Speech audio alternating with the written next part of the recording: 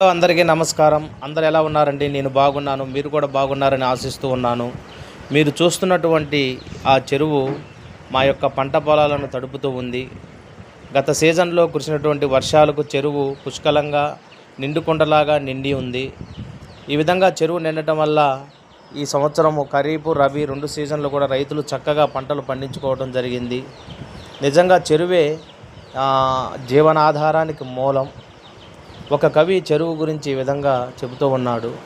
అలా ఆకాశం రెక్కలు కట్టుకొని ఎర్రగా వాలుతూ సాయంత్రం సూర్యుడిని ముంచుతున్న వేళ పొలం గట్ల మీద చూపుల వెంట నడిచెల్లి చూస్తే పెద్ద హృదయాన్ని ఆరేసుకున్న మా ఊరి చెరువు.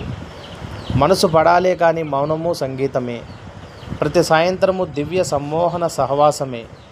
ఆ కొండగాలి ఆకుల అలల్లా ఊగుతుంటే గుప్పెడెంత ఊహలు పక్షులై ఎగురుతుంటాయి. ఏ కొంగల గుంపో ఏ పిచ్చుకల సమూహమో ఎగురుతున్న ముగ్గులా మనోహరంగా నా కళ్ళ కొనల్లో తేలియాడుతుంది. నా పక్కనే తిరుగు ముఖంలో ఆవులు, ఎద్దులు, మేకలు, నా పక్కనే సంతోషాన్ని ఎత్తుకునే పశుకాపురులు, మిశ్రమ సమూహాలకు కొదువే లేదు. అలా కాసేపు ఆకాశం వంక ఎగిరే మబ్బుల గుర్రాల్ని, సంధ్యలో గుంకే సూర్యబింబాన్ని నాలో పూర్తిగా నింపేసుకున్నాను. ఎప్పుడైనా ఆస్వాదించగలిగే క్షణంలోని అనుభూతిని బంధించడం ఒక వరం. వరంలా చిక్కుకున్న అనుభూతుల్లో మునిగి తేలడం ఒక బతకటం.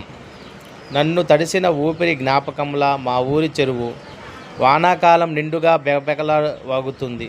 ఎండాకాలం ఆటల పరుపుగా పడి ఉంటుంది.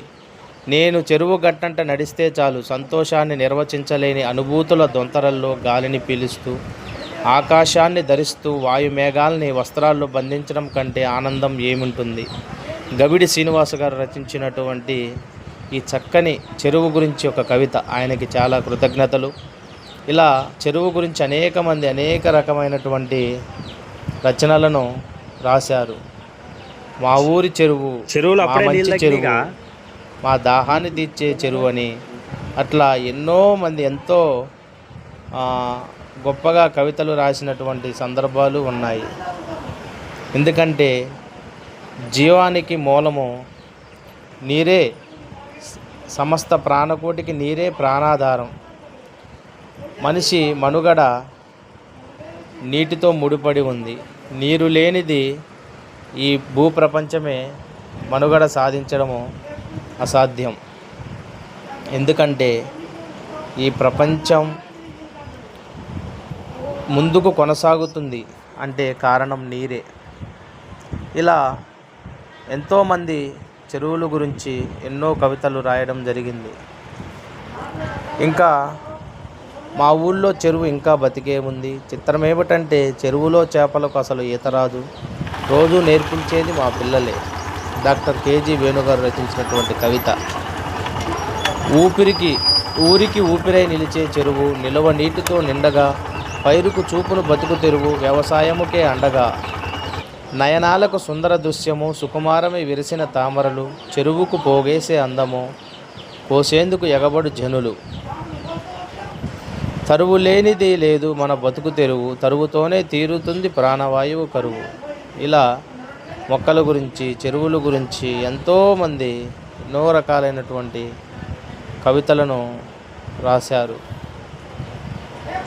కాబట్టి అలాంటి చెరువులను ఇవి వానాకాలంలో నిండుగా ఉంటాయి. చెరువులు నిండుగా ఉండటానికి నేలపై కురిసే వర్షపు నీరు నిల్వ చేసుకోవాలి. చెరువులకు గండ్లు పడకుండా చూసుకోవాలి. వాగులు, వంకల ద్వారా కిందికి ప్రవహించే నీటిని చెరువులోకి మళ్లించడం ద్వారా చెరువులు ఎప్పుడూ నిండుగా ఉంటాయి. ఎండాకాలం కూడా ఎటువంటి నీటి కొరత, నీటి లభ్యత పుష్కలంగా ఉండాలంటే ఆ నీటిని ఆ చెరువులను నిండుకొండలాగా నింపుకొని ఉండాలి. అప్పుడు మనకి తాగునీరు, సాగునీరు దేనికి కూడా ఎటువంటి ఇబ్బంది ఉండదు.